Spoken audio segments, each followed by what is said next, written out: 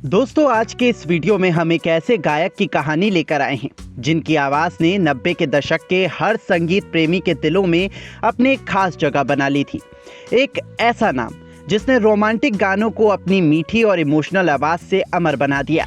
जी हाँ दोस्तों, हम बात कर रहे हैं बॉलीवुड के मशहूर प्लेबैक सिंगर उदित नारायण के बारे में।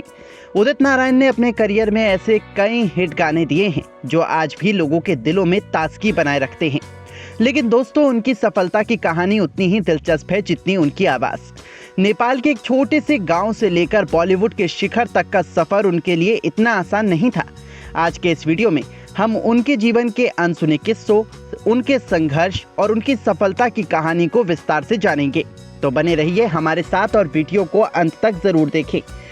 दोस्तों, उदित नारायण का जन्म 1 दिसंबर 1955 को नेपाल के भरदहा सप्तरी भोजपुर में हुआ था। उनका पूरा नाम उदित नारायण झा है।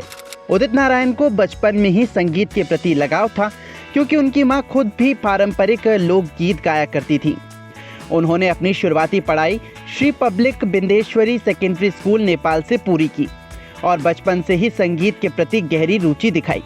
उन्होंने अपनी शुरुआती पढ़ाई पूरी की, लेकिन उनके आगे की एजुकेशन के बारे में कोई जानकारी नहीं है। उदित नारायण ने नेपाल के रेडियो नेपाल पर मैथिली और नेपाली गीत गाकर अपने गायकी करियर की शुरुआत की।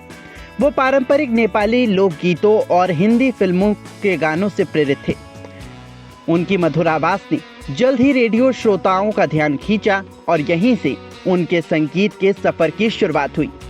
हालांकि उनका सफ़र इतना आसान नहीं था जितना कि आज हमें लगता है।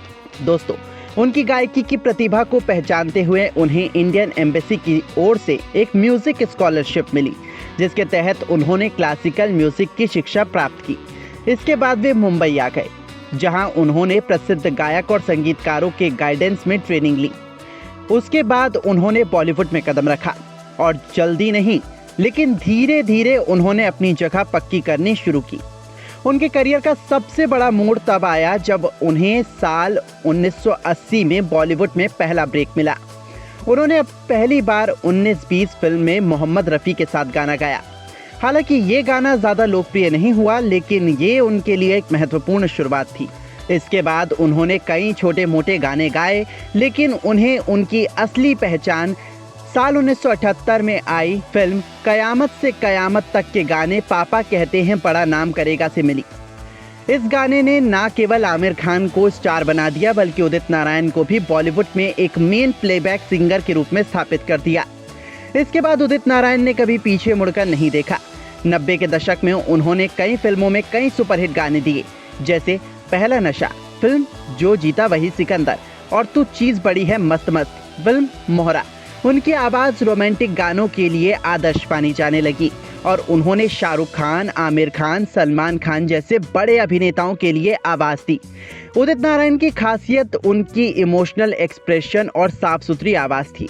उनकी आवाज़ में एक ताजगी थी जो हर गाने को खास बना देती थी। उन्होंने न केवल हिंदी बल्कि नेपाली, भोजपुरी, मैथिली, बंगाली, तमिल, तेलुगु, कन्नड़ और मराठी जैसी कई भाषाओं में भी गाने दिए।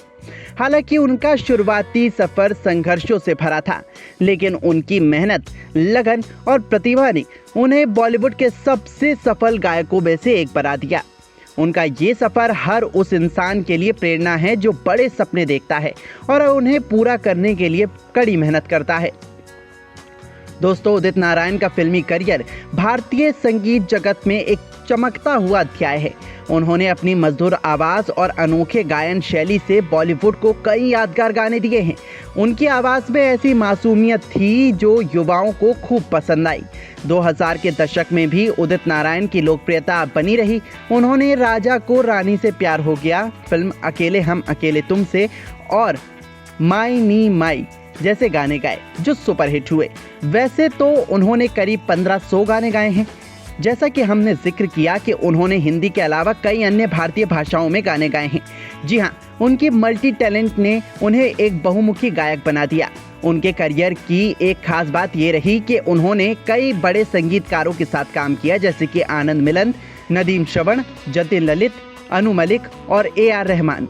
उन्होंने लता मंगेशकर, आशा भोसले, अलका याग्निक, कविता कृष्णमूर्ति और श्रेया घोषाल जैसे दिग्गज गायकों के साथ भी कई यादगार युगल गीत गाए।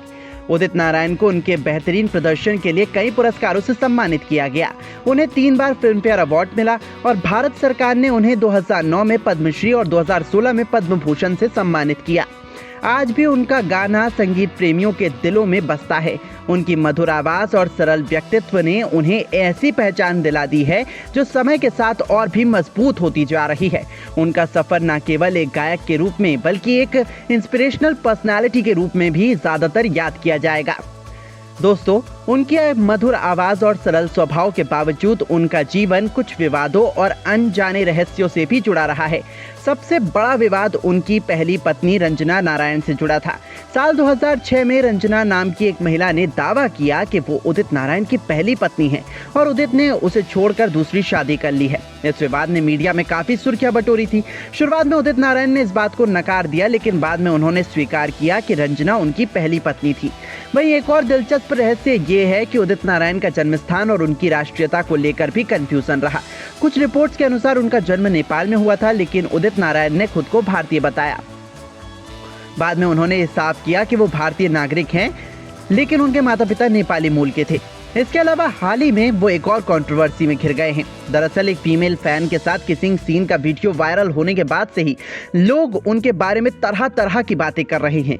कुछ उनके इस बिहेवियर के ऊपर कमेंट्स कर रहे हैं तो कुछ उन्हें डिफेंड करने में लगे हैं, जैसे कि गायक अभिजीत भट्टाचार्य जो उनके फेवर में हैं और उनका ये कहना है कि अक्सर हम सिंगर्स के साथ ऐसी घटनाएं होती रहती हैं क्योंकि ये फैंस के प्यार जताने का तरीका है।